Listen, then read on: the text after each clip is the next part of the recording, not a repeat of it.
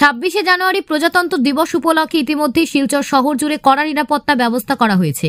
এরই অঙ্গ হিসেবে শুক্রবার শিলচরে পুলিশ রোড মার্চ বের করা হয়। মূলত প্রজাতন্ত্র দিবসের প্রাক্কালে শহরে কোনো অপ্রীতিকর ঘটনা এড়াতে পুলিশ প্রশাসন এই রোড মার্চের আয়োজন করে। রোড মার্চ শিলচর সদর থানা থেকে বের হয়ে শিলচর শহরের প্রধান পথ পরিক্রমা করে। পরে পুলিশ সুপার কার্যালয়ে গিয়ে শেষ হয় রোড মার্চ।